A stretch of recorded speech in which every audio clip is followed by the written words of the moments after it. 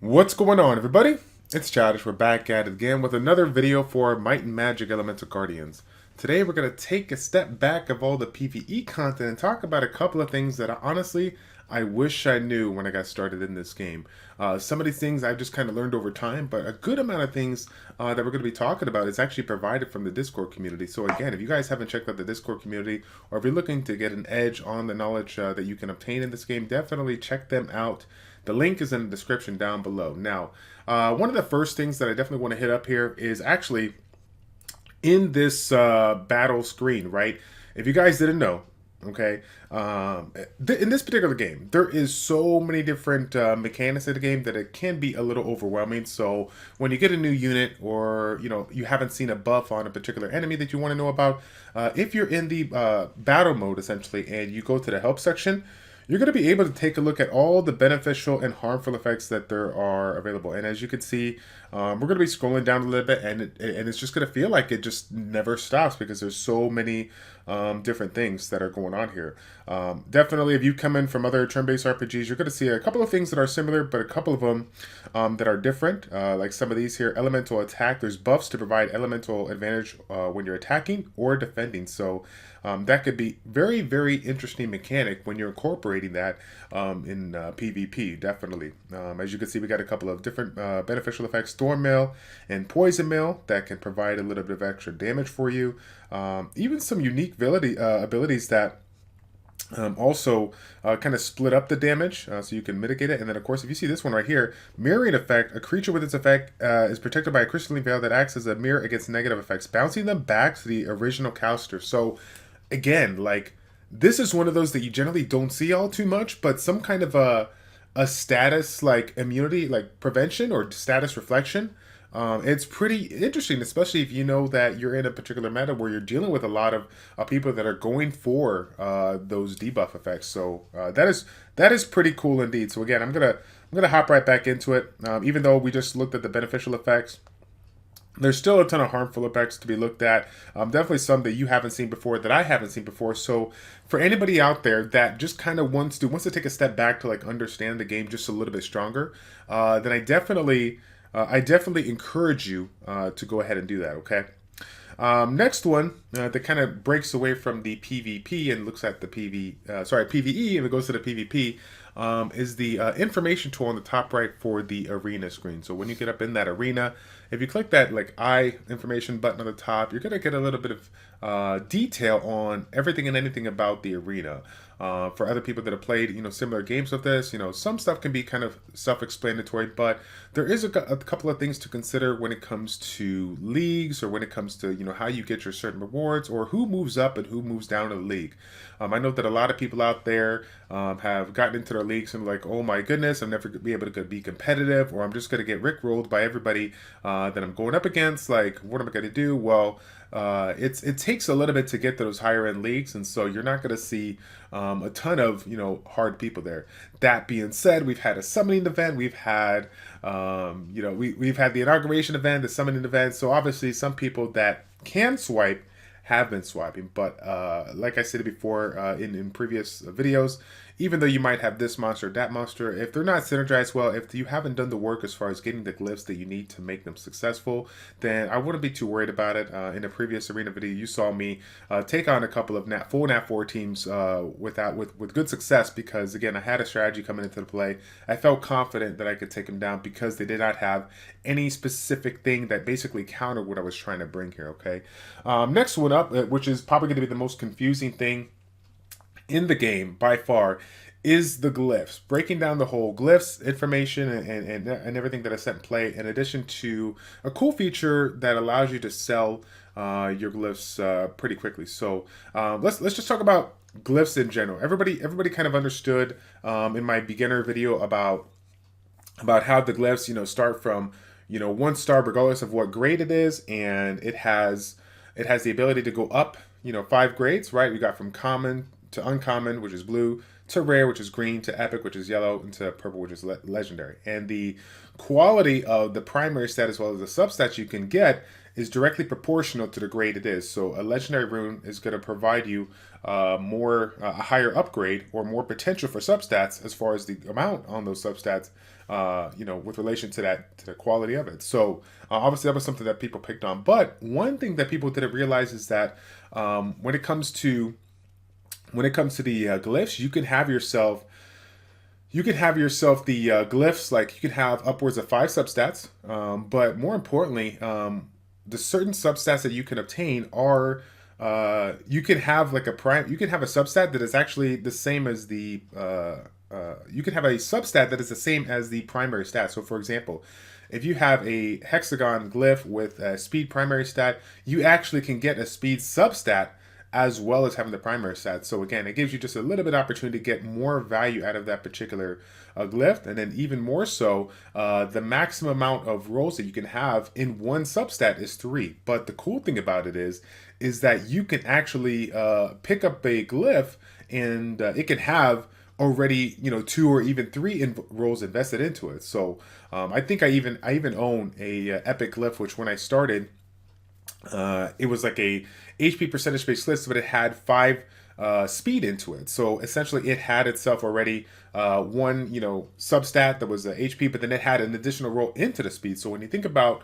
the aspect of like min-maxing and trying to get so much value out of your glyphs, obviously our intention is to build them up and make them relatively fast because you want the turn advantage. But if it so happens that I get myself a couple of glyphs for the hexagon that have max rolls on speed, that may give me an argument to go with a percentage-based stat, like an HP percentage, defense percentage, whatever kind of caters to the unit, versus speed if I have enough speed substats coming from those high-quality glyphs in order to, kind of combat that. Because obviously, there's only a limited amount of speed you can obtain, but if you, hit that benchmark because of the substats that you gain on the other glyphs, that's going to allow you to do a couple of different things. And again, here is a primary example. This is a precision hexagon glyph that is defense percentage, but literally, as you guys can see, there is this has to have at least 2 rolls into it. I literally have more percentage-based bonus from the substats than the stats. So that kind of tells you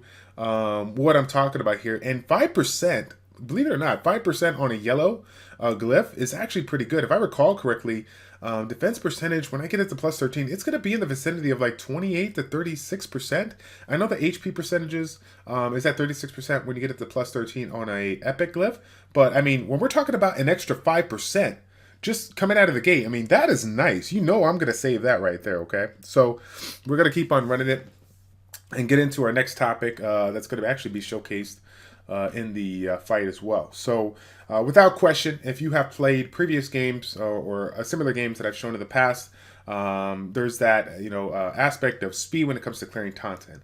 I know a lot of people have been a little discouraged because the content is taking a little bit longer to get through, but honestly, we're all starting out fresh, so we don't have our super OP accounts that clear content in 30 seconds. It's going to take a little bit. However, one of the things that we want to point out is, if you can see right there, I have targeted a specific monster. So if I'm sitting here actively watching my screen and I want to go ahead and take one down over the other, then I definitely want to click on it and target it so that I can work it down and kill things a little bit quicker. Now I will say this: there has been a little bit of talk on the current setup when it comes to the AI.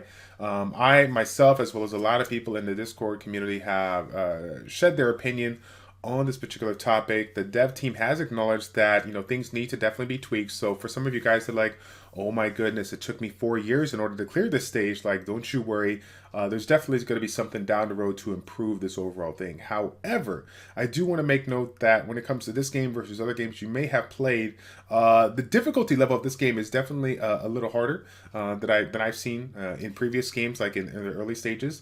There is a little bit more of an emphasis to work on your synergy quicker than you generally would in other turn-based RPGs. So, I mean, obviously, if you're like myself, which I realize in dungeon teams, if I want myself a consistent composition that I don't have to be concerned about wiping, if I step away to go do some laundry or whatever else is on my honeydew list, I'm going to have to go with the heavy support team and basically build my DPS around AoE poisoners. I mean, I understand that it's going to take a little bit. So again, just keep in mind that we are all at the very beginning of this. I'm learning just as you are, and once we get better glyphs, once we get better units that provide more rolls, that will allow us to swap out 1 or 2 units that we currently have in our our team to allow us to bring in more DPS, whether it's another AoE poisoner, whether it's attack-based unit, or whatever the case may be. Just keep that in mind as you are looking to get that squared away. Now, the last one that I want to put out is the dungeon boss ads, and we're going to be getting in here pretty quickly. One of the things that you guys are going to be considering when it comes to either dungeon bosses or even dealing with like a Tower of Trials is the ads that are going to be coming into play. Now, in the dungeon, you're going to have two different ads that you're going to deal with. And on the top, when it shows up here, and it'll show up here relatively quickly. Maybe I should probably target one of these just to speed up the process, right?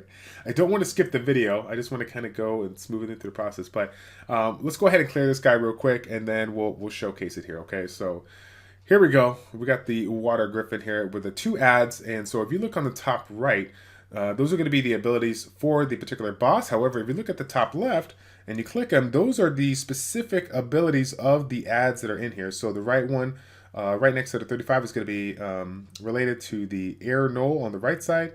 That one provides the receive healing effects for 2 turns. And then this one here provides a shield that does a 25% of the HP. So, obviously, if you have one that's going to be hurting your team more than the other, which for me, Rat 7 is by far this one on the right, the Aeronol on the right that has the hit point disturbed, that doesn't allow us to heal. That is very, very important to me, and that, gives you a reason to prioritize him over everybody else. Naturally, though, you're seeing me not target him because I've gotten my team to a point where I don't have to worry about it. But for some of you guys that are trying to save a little bit of time, you definitely want to make sure that you are paying attention to these so that you can take them out. Now, one thing that I really want to mention too is those abilities are on their skill 1. So one of the mechanics into the game is the taunt, right? And some of you guys have built specific units to go ahead and help you out with farming that are kind of, defenders and have like some AoE taunt or single target taunt.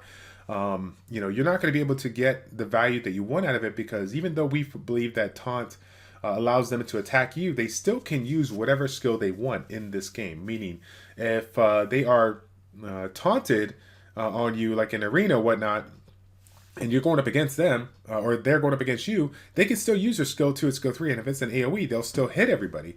They just have to target you. But the cool thing about this is that in the for the rare units out there, there are certain AoE units that provide a mute to it, so that kind of combines that aspect of AoE taunt with the basically keeping them silent, so that if they do attack you, they have to use their first skill, which is one of the things that I have on my air giant. So it's pretty nice. So again, now for some of you guys that are like, okay, well, if I can't taunt the ads, like how do I combat that? Take a look at some of the 2-star units out there that have any kind of crowd control abilities that you could take advantage of that would help out if you're struggling. Obviously, if you need to manual it, do what you got to do. But there's a couple of units out there that have really unique skills with 100% uptime if you can get the right skill ups into it. So if you're struggling with that, definitely take a look at some of those units. One of the ones that have been pointed out is the Air Basculus. A 2-turn stun on a 2-turn cooldown when you get that second skill maxed out is really, really nice. Okay, so just a couple of examples on that. And I think that's pretty much it. This one here, we don't need to keep that accuracy for the haste. The last thing I want to do, and of course I'm going to blur this out a little bit when I showcase it, even though this is not... I want to showcase it there. On the top right where the cog basically is, if you click this and you're looking for a little bit of information on your account, okay, and let's say you have some kind of an issue, you're like, oh my gosh, I need like the customer service or the developers to check into it. If you click the connect button, you're going to be able to pull up some basic information here, and right under the game application, again, I got this covered, but this is going to be your user ID. So if you ever have an issue down the road, and they're like, hey, we need to find the user ID, we need the user ID to go ahead and check on your account, then that is what you're going to go ahead and provide for them, okay? Now, I will say this because even though this is not really my intention to talk about in this video, but I do want to put it out there, just address the elephant in the room. This game can be played, obviously on iOS or Android, you guys know that, but it can be played on an emulator.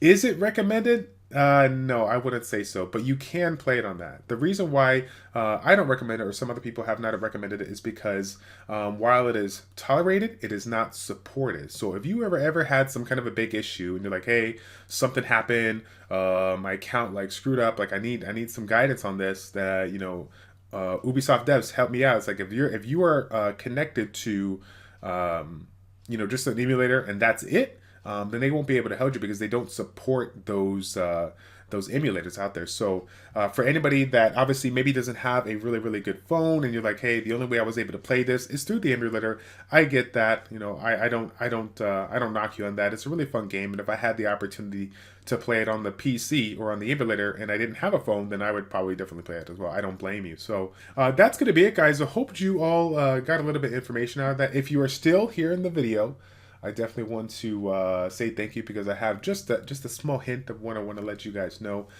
This Sunday, we're going to be doing an exclusive Might and Magic Elemental Guardian stream. It's going to be at Sunday 8 p.m. to 10 p.m. Central Standard Time.